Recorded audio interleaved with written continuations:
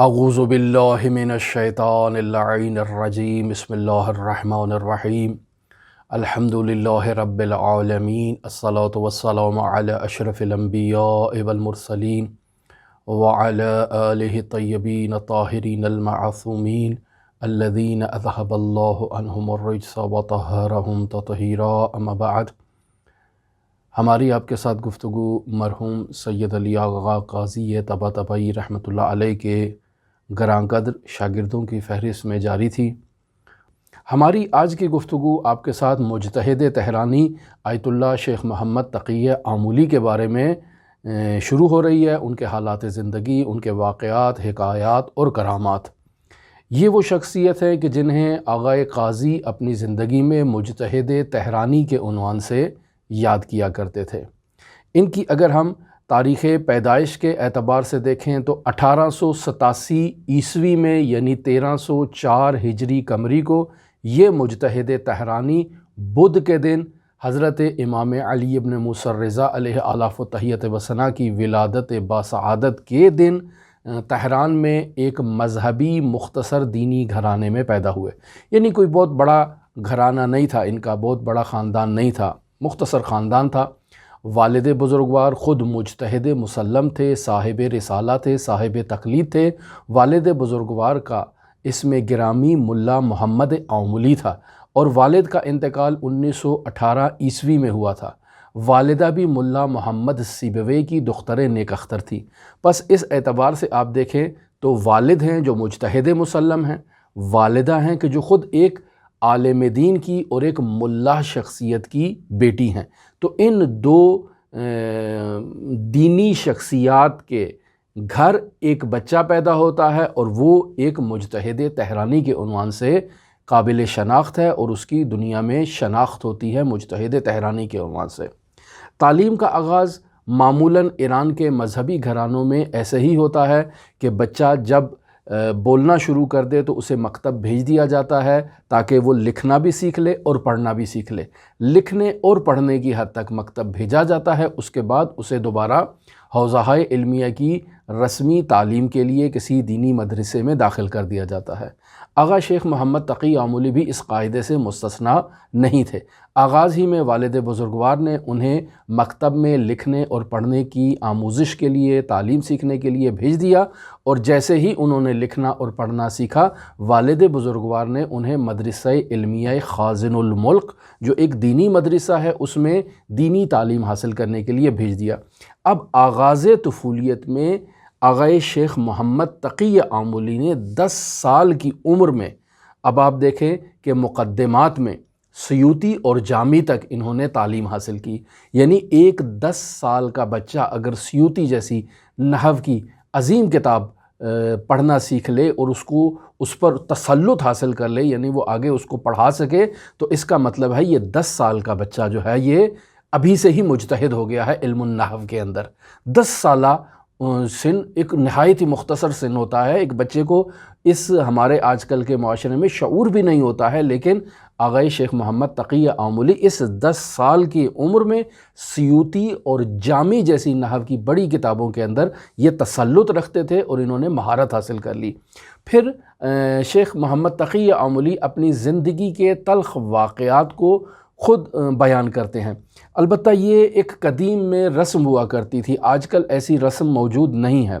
बुज़ुर्गान अपने हालात ज़िंदगी ख़ुद तहरीर किया करते थे, ख़ुद बयान किया करते थे और जो लोग उनसे पूछा भी करते थे उन्हें भी वो बयान कर दिया करते थे। लेकिन आजकल ये रस्म नहीं है कि उलमा अपने हालात ज़िंदगी को ख़ुद तहरीर करें।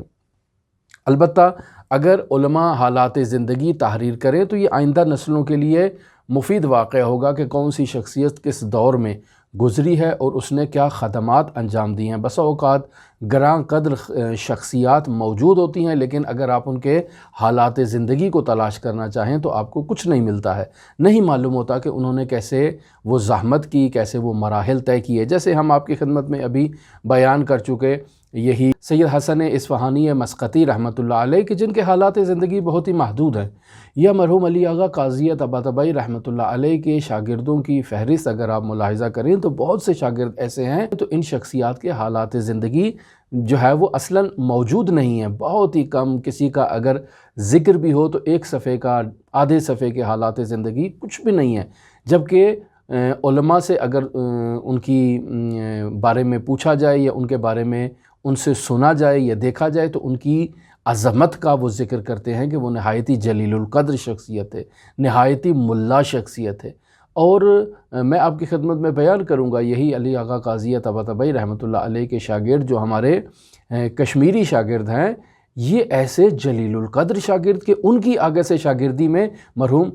مرجعیت عظمیٰ سید ابوالقاسم خوئی تھے، مرحوم آیت اللہ شیخ محمد تقی بہجت تھے. یعنی ایسی شخصیات کو انہوں نے پڑھایا، لیکن ان کی اپنے حالات زندگی جو ہے وہ ہمارے سامنے معین اور معلوم نہیں ہیں، لہٰذا یہ ایک المیہ ہے. تو شیخ محمد تقی آملی نے اپنی حالات زندگی کے تلخ واقعات کو خود تحریر کیا ہے، اور انہوں نے اپنے حالات زندگی میں مشروطہ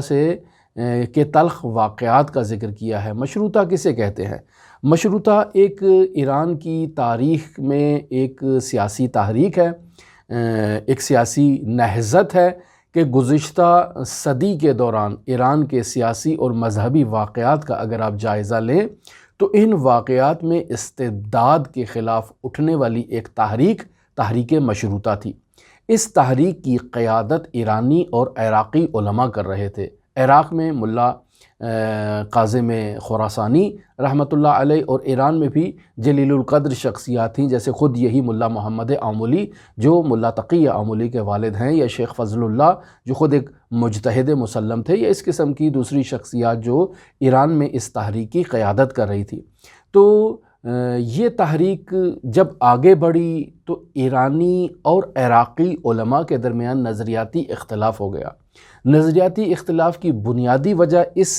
تحریک کے فراز و نشیب تھے. جب ہم ایک آئیڈیالوجی کی بات کرتے ہیں، ایک نظریے کی بات کرتے ہیں تو نظریہ اور چیز ہے، لیکن جب مقام عمل پر آتے ہیں اور میدان میں آ کر اس کو دیکھتے ہیں تو میدان میں ہونے والی تبدیلیوں سے ہمیں اپنے نظریے کے اندر جو ہے وہ تجدید نظر کرنا پڑتی ہے. وہ شخصیات جو عراق میں نظریہ پردازی کر رہی تھی، نظریات بیان کر رہے تھے، تحقیقات کر رہے تھے، وہ نظریاتی میدان میں بہت مضبوط تھے، لیکن میدان عمل میں ایرانی علماء تھے جو اس تحریک کو لیڈ کر رہے تھے، اور وہ اپنے سامنے افراد کو مشاہدہ کر رہے تھے کہ جن افراد کی خاطر ہم یہ مشروطہ تحریک لے کر آئے ہیں اور حکومت کے خلاف، استبداد کے خلاف ہم قیام کر رہے ہیں، اور اس قیام کا نتیجہ ان افراد کو دے رہے ہیں، تو یہ افراد تو خود نااہل ہیں، یہ افراد تو خود لیاقت نہیں رکھتے ہیں. تو کیسے ہم ان کے نااہل افرادوں کے ہاتھ میں اپنا جو ہے وہ تمام وجہہ اور اپنی تمام حیثیت ان کے ہاتھ میں دے دیں؟ آج کل کی ہماری اصطلاح میں کہیں کہ ہم اپنی داڑھی کیسے ان کے ہاتھ میں دے دیں؟ یہ وہ افراد ہیں کہ جو درست انداز میں جو ہے وہ ابتدائی دینی مسائل کو بھی نہیں جانتے ہیں، حلال و حرام کو بھی نہیں اچھی طرح سے پہچانتے ہیں، تو کیسے ہم ان کے ہاتھ میں اپنی ساری تقدیر کے فیصلے دے دیں؟ لہٰذا اگر آپ نہضت مشروطہ کا مطالعہ کریں تو وہاں پر آپ کو بہت ساری ایسی چیزیں مل جائیں گی کہ جس میں دین کے خلاف باتیں ہیں، مرجعیت کے خلاف باتیں ہیں، اسلام کے خلاف باتیں ہیں، اور ایسے وہ جو محرقین مشروطہ تھے، جو افراد عوامل جو اس میں فعال تھے اور جو کام کر رہے تھے، ان کی آئیڈیالوجی دینی آئیڈیالوجی نہیں تھی. ٹھیک ہے، علماء کے نظریات جو تھے وہ خالصتانہ مذہبی تھے، وہ امر بالمعروف اور نہی عن المنکر کی خاطر آگے آ رہے تھے، لیکن یہ افراد ناصالح اور ناپختہ قسم کے لوگ تھے، لہٰذا ان کے ہاتھ میں زمام امور کو سونپنا درست نہیں تھا. لہٰذا ایرانی علماء اور عراقی علماء کے نظریات میں اختلاف ہو گیا. عراقی علماء مشروطہ کے حامی تھے، جبکہ ایران میں بعض شخصیات جو اس وقت مشروطہ کی قیادت کر رہی تھی وہ اس مشروطہ کے مخالف ہو گئے، جن میں یہی آپ شیخ فضل اللہ کا ذکر کر لیں، ملا محمد آملی یعنی ملا تقی آملی کے والد کا ذکر کر لیں، یہ اس تحریک کے مخالف ہو گئے. لہٰذا ملا محمد آملی کی مخالفت کے باعث وہ تمام تحریک کے افراد جو اس تحریک کو لیڈ کر رہے تھے وہ ملا محمد آملی کے مخالف ہو گئے. نتیجہ کیا نکلا؟ نتیجے کے بارے میں خود آغا تقی آملی اس طرح سے تحریر کرتے ہیں کہ جب میں فرائض الاصول کا درس میں نے آغاز کیا، یعنی رسائل باقاعدہ پڑھنا شروع کی، تو اس وقت 3 دن میں نے رسائل کا جب درس پڑھا تو 3 دن کے بعد یہ مشروطہ تحریک کے جو مجاہدین ہیں یہ شہر کے اندر داخل ہو جاتے ہیں، یعنی تہران کے اندر آ جاتے ہیں۔ تو ایسے میں شدید جنگ جو ہے وہ شروع ہو جاتی ہے مشروط خواہان کے درمیان اور حکومتی اراکین کے درمیان اور حکومتی لشکر کے دوران۔ اس شدید جنگ کے دوران پورے شہر میں ٹینکوں کے جو گولے ہیں ان کی آوازیں، بندوقوں کی آوازیں، چیخیں، لڑائی جھگڑا، یہ اور ایک اس قسم کا ماحول تھا کہ اس خوف و ہراس کے ماحول میں درس پڑھنا ممکن نہیں تھا، لہٰذا ہم نے بھی اپنی کتاب فرائض الاصول بند کر کے اس کو طاقچے میں رکھ دیا۔ اس حکومت مخالف مشروطہ تحریک جو ہے اس کی جو ہے وہ پلہ اس کا بھاری ہوا اور یہ اس جنگ میں کامیاب ہو گئے، لہٰذا روس کی مدد سے انہوں نے باقاعدہ حکومت کو تشکیل دے دیا۔ اب جب مشروطہ کامیاب ہو گیا، انہوں نے حکومت تشکیل دے دی، تو اب آ گئی باری ان افراد کی کہ جنہوں نے ان کی اس تحریک کی مخالفت کی تھی، اب ان سے انتقام لیا جائے۔ لہٰذا مشروطہ نے اپنے مخالفین کا قلع قمع کرنا شروع کر دیا اور آغاز میں شیخ فضل اللہ نوری کو انہوں نے قابو میں کیا، جو ایک مرجع تھے، ایک شخصیت تھے، ایک نامی گرامی شخصیت تھے، ایک عالم دین تھے۔ انہوں نے پکڑا اور انہیں ایک نام نہاد قسم کے جو ہے وہ ایک نام نہاد عدالتی کارروائی کے تحت انہیں پھانسی کی سزا دے دی اور اگلے دن انہیں تختہ دار پر لٹکا دیا گیا۔ اب ایران میں عالم کشی، مجتہد کشی یہ رسم نہیں تھی۔ ملا شیخ فضل اللہ نوری کے قتل سے ایک عوام کے اندر جو ہے نا وہ ایک ہیجان پیدا ہو گیا، عوام کے اندر ایک جو ہے وہ نفرت کی فضا جو ہے وہ گونج اٹھی۔ اب جیسے ہی ملا شیخ فضل اللہ نوری کو پھانسی لگائی گئی تو اگلے دن کہتے ہیں کہ باری تھی ملا محمد آمولی کی، یعنی شیخ تقی آمولی کے والد کو اگلے دن پھانسی لگانا تھا۔ لہٰذا عوام کے درمیان جو ایک نفرت ابھری، اس نفرت کے باعث یہ مشروطہ تحریک کے کارکنان جو ہیں وہ ملا محمد آمولی کو، جو مجتہد تھے، صاحب رسالہ تھے، انہیں پھانسی نہیں دے سکے۔ لہٰذا محاکمہ ہوا، ان کی عدالتی کارروائی جو ایک نام نہاد عدالتی کارروائی تھی وہ چلائی گئی اور انہیں مازندران کی طرف 5 سال کے لیے بدر کر دیا گیا۔ اب ایسے حالت میں انہیں دشوار حالت میں نہ اپنے ساتھ کچھ لے جا سکتے ہیں، نہ اپنے بچوں کو لے جا سکتے ہیں، نہ اپنی وسائل زندگی کو وہاں منتقل کر سکتے ہیں، ملا محمد آمولی کو تہران سے مازندران کی طرف بدر کر دیا گیا۔ اب ایسے میں تقی آمولی جو اس وقت جوانی کے عالم میں تھے اور فرماتے ہیں کہ ہمارے والدین کو چونکہ مجھ سے بہت محبت تھی، انہوں نے جوانی ہی کے عالم میں میری شادی کر دی تھی۔ یعنی آپ اندازہ لگائیں کہ 10 سال کا بچہ ہے جس نے سیوطی اور جامی جیسی کتابوں پر عبور حاصل کیا ہے اور پھر سن بلوغ میں ہی اس کی والدین شادی کر دیں، تو یقینی بات ہے 20 سال کی عمر میں جب اس کے والد کو بدر کیا جا رہا ہے تو یقینی بات ہے اس وقت اس کے بھی کوئی 2-3 بچے تو یقینی بات ہے ہوں گے۔ تو ایسے میں تقی آمولی کہتے ہیں کہ جب میرے والد کو منتقل کیا گیا، یعنی مازندران بدر کیا گیا، تو میں جوان تھا، 20 سال کا تھا، تو والد کے خاندان کی بھی تمام ذمہ داری میرے اوپر آ گئی اور میرا اپنا خاندان بھی تھا، ظاہر ہے میں بھی بال بچے دار تھا۔ تو ایسے میں والد کے بارے میں خبر لینا کہ ان کو کیسے منتقل کیا جا رہا ہے،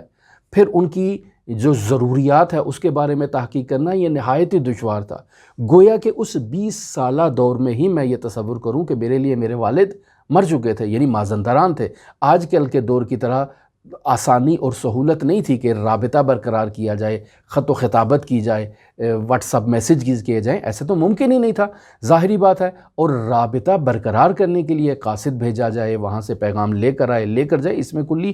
ہزینے کی ضرورت ہے۔ اور شیخ تقی آمولی ایک ایسے برہے میں گزر رہے ہیں کہ کھانے کو کچھ نہیں ہے، تو وہ والد سے کیسے رابطہ قائم کر سکتے ہیں۔ لہٰذا فرماتے ہیں کہ ایسے میں وہ افراد جو کل تک میرے والد کے آگے جھکتے تھے اور جھک کر سلام کیا کرتے تھے، مجھے ایسے ابن الوقت افراد کا سامنا تھا۔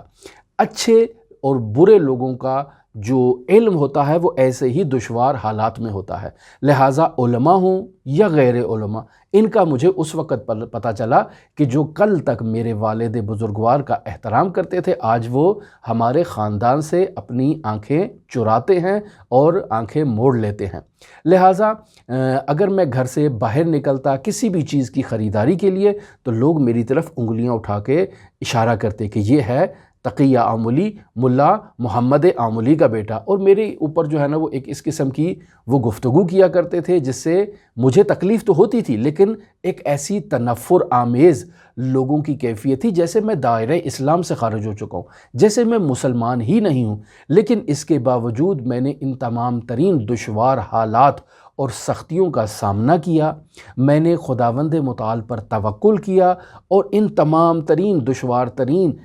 معاشرتی حالات کے باوجود میں نے جدیت کے ساتھ دینی علوم ہوں یا دنیاوی علوم ہوں انہیں میں نے حاصل کیا اور پڑھنا شروع کیا۔ میں ایسے دور میں آیت اللہ عبد النبی کے پاس جاتا تھا پڑھنے کے لیے، اس کے بعد مرزا حسین حسن کرمان شاہی کے پاس میں درس پڑھنے کے لیے گیا، اس کے بعد شیخ محمد ہادی طالقانی کے پاس میں نے درس پڑھا، اور اس کے علاوہ شیخ عبد الحسین ہزار جریبی کے پاس میں نے درس پڑھا۔ یہ چاروں افراد اپنے زمانے کے نامور ٹاپ کے عالم تھے، میں ان سے استفادہ کرتا تھا، یہ میرے اوپر شفقت کرتے تھے، حسن سلوک رکھتے تھے، لیکن ان کے شاگرد میرے ساتھ بدسلوکی کیا کرتے تھے۔ میں تحمل کرتا تھا اس بد اخلاقی کو، بد سلوکی کو برداشت کرتا تھا، لیکن اس کے باوجود میں نے اپنی تحصیل اور تعلیم میں کسی قسم کی کمی نہیں آنے دی۔ آیت اللہ عبد النبی نوری کے پاس درس پڑھنے کے بعد میں مرزا حسن کرمان شاہی کے پاس گیا کہ جو فلسفہ مشاء میں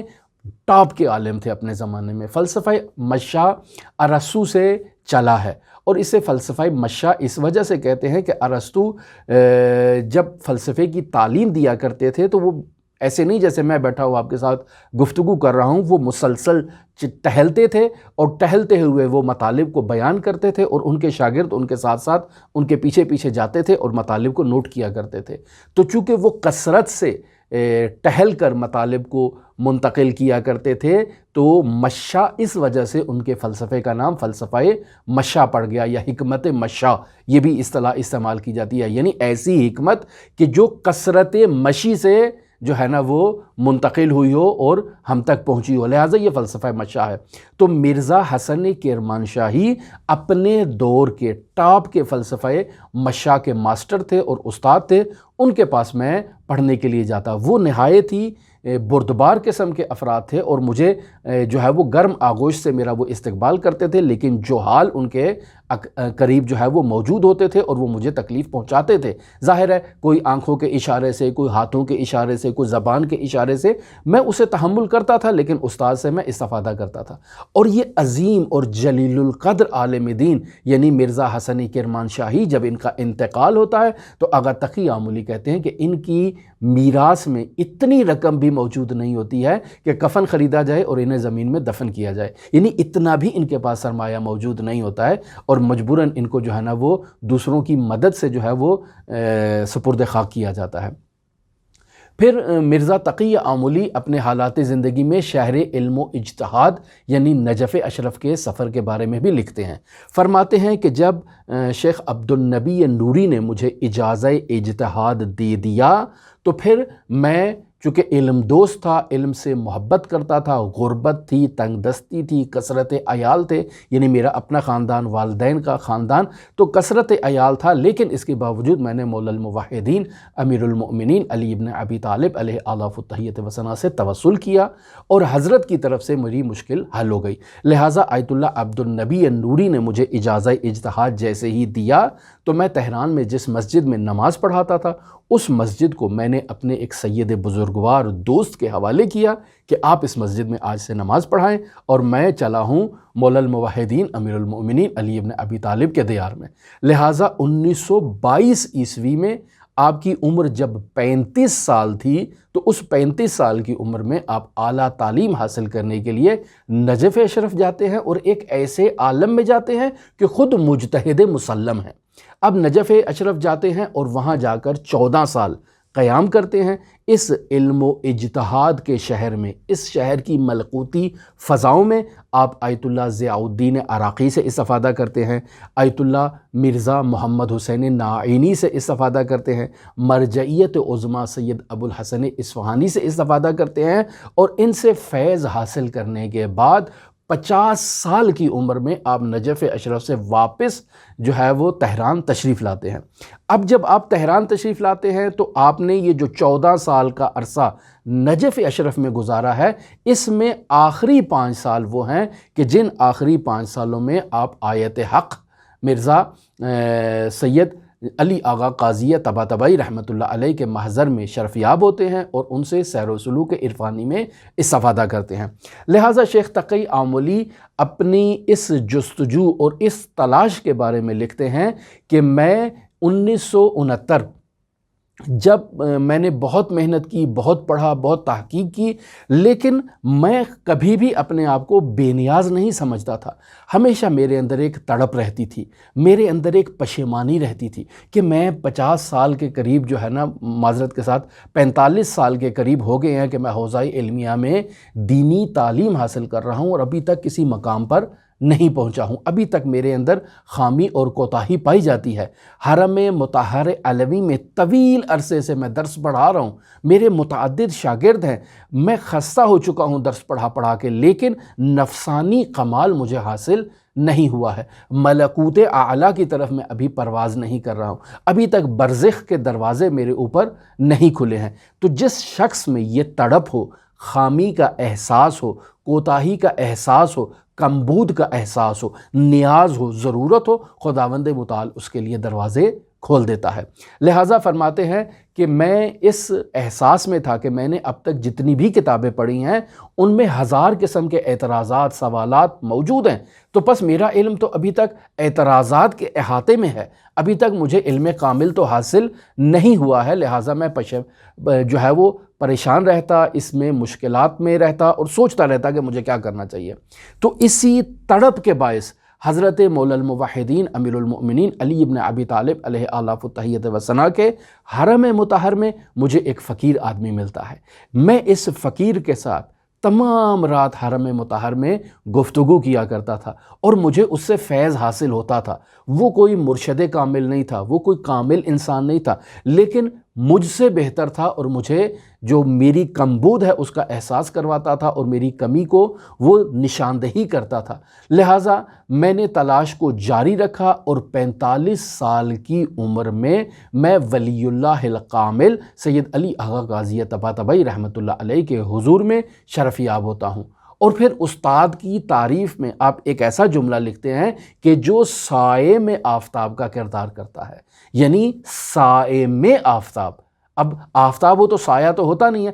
لیکن سائے میں آفتاب کا وہ کردار ادا کر رہا تھا کہ ہماری تو زندگی ہی سائے میں گزر چکی ہے اور ہماری زندگی تمام کی تمام تاریکی میں ہے۔ ایسی تاریکی کے اندر ایک آفتاب جو ہے وہ نمودار ہوا کہ جو علی آغا قاضی طباطبائی رحمۃ اللہ علیہ تھے۔ میں نے استاد کے نفس قدسیہ سے فیض حاصل کیا اور اس ولی اللہ الاعظم سے فیض حاصل کرتے ہوئے میں نے بہت سے کمالات حاصل کیے۔ اور مرحوم قاضی اپنے اسی شاگرد کے بارے میں کہتے ہیں کہ اگر انسان اپنی آدھی زندگی استاد کو تلاش کرنے میں لگا دے اور آدھی زندگی گزارنے کے بعد، یعنی 45 سال عمر گزارنے کے بعد وہ اگر استاد کو پالے تو گویا اس نے اپنی سیر و سلوک میں آدھا سفر جو ہے وہ طے کر لیا ہے۔ لہٰذا مرزا محمد تقی آملی مجتہد تہرانی 45 سال کی عمر میں مجتہد مسلم ہونے کے بعد، آغا ضیاء سے اجازہ اجتہاد لینے کے بعد،